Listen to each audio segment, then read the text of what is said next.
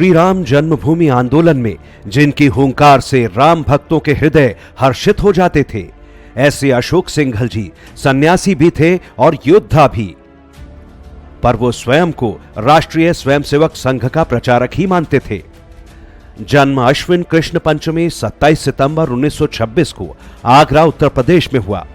7 भाई और 1 बहन में वे चौथे स्थान पर थे। मूलतः यह परिवार ग्राम बिजौली, जिला अलीगढ़, उत्तर प्रदेश का निवासी था। पिता श्री महावीर जी शासकीय सेवा में उच्च पद पर थे। घर में सन्यासी और विद्वानों के आने के कारण बचपन से ही उनमें हिंदू धर्म के प्रति प्रेम जागृत हुआ। 1942 में प्रयाग में पढ़ते समय प्रोफेसर राजेंद्र सिंह यानी रज्जू भैया ने उन्हें स्वयंसेवक बनाया। बचपन से ही उनकी रुचि शास्त्रीय गायन में रही। संघ के सैकड़ों गीतों की लय उन्होंने बनाई। उन्होंने काशी हिंदू विश्वविद्यालय से धातु विज्ञान में अभियंता की डिग्री ली। 1948 में संघ पर प्रतिबंध लगा तो माननीय अशोक सिंघल सत्याग्रह कर जेल गए। वहां से आकर फिर 1950 में वे प्रचारक बन गए। प्रचारक के नाते गोरखपुर, प्रयाग, सहारनपुर और फिर मुख्यतः कानपुर रहे। संघ के द्वितीय सरसंघ चालक श्री गुरुजी से उनकी बहुत घनिष्ठता थी। कानपुर में उनका संपर्क वेदों के प्रकांड विद्वान श्री रामचंद्र तिवारी से हुआ। अशोक जी अपने जीवन में इन दोनों का विशेष प्रभाव मानते थे।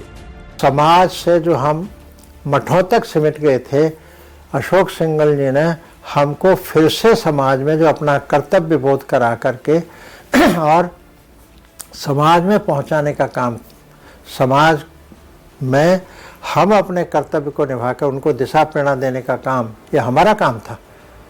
लेकिन यह काम अशोक जी की प्रेरणा से हमको समाज में जाने का यह दृष्टि मिली। किसी ने कभी ये नहीं कहा कि हमारी कुर्सी आगे लगनी चाहिए कि पीछे लगनी चाहिए। ये मेरा निजी अनुभव है। इसके पीछे अशोक सिंघल जी की तपस्या, संबंध नहीं, राम जन्मभूमि के प्रति उनकी तपस्या, उस तपस्या का फल सब संत अनुभव करते हैं। 1975 के आपातकाल में वे लोगों को जुटाते रहे। 1977 में वे दिल्ली प्रांत के प्रांत प्रचारक बने। 1981 में दिल्ली में विराट हिंदू सम्मेलन हुआ।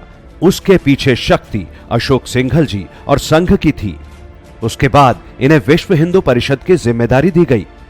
एकात्मता रथ यात्रा, संस्कृति रक्षा निधि, राम जानकी रथ यात्रा, रामशिला पूजन, राम ज्योति आदि कार्यक्रमों से परिषद का नाम सर्वत्र फैल गया।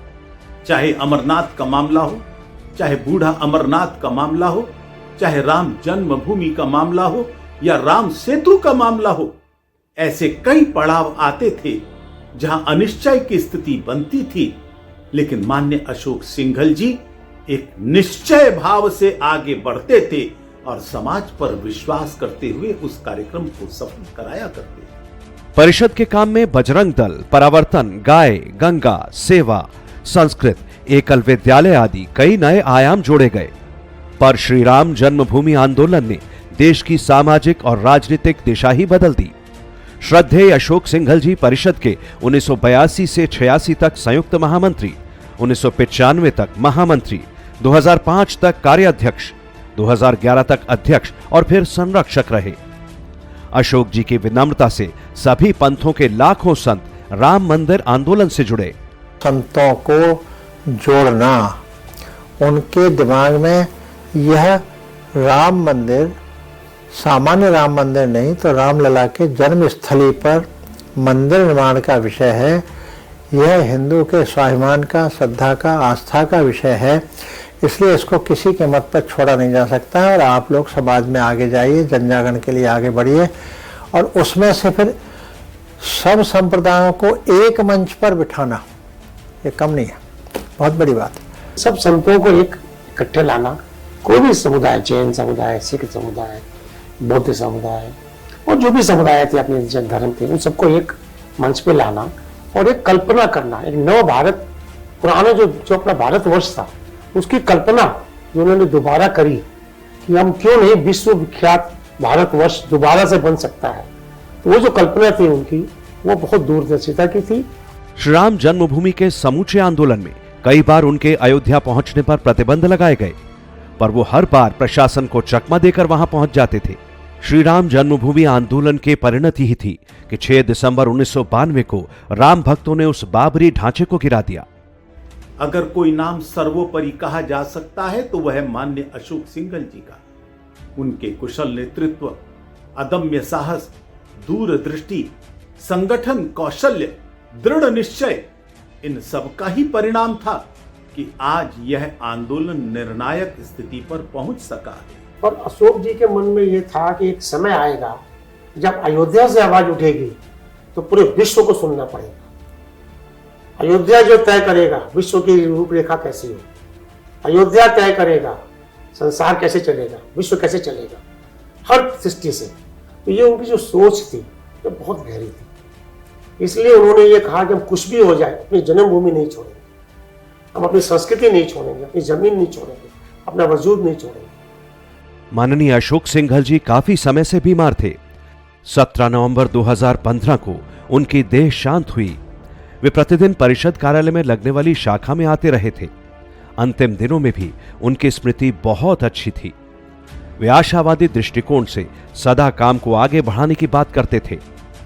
अयोध्या में श्री राम लला का भव्य और दिव्य मंदिर उनके लिए सच्ची श्रद्धांजलि है।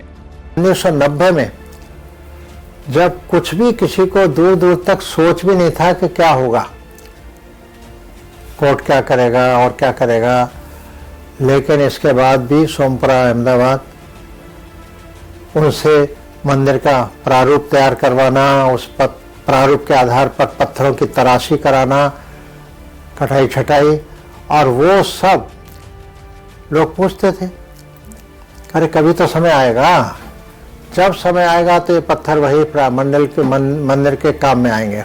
और आज हम देखते हैं कि ये जो 2 साल में मंदिर तैयार हो रहा है तो वो जो 90 से तराशने वाले पत्थर वही सब काम आ रहे हैं।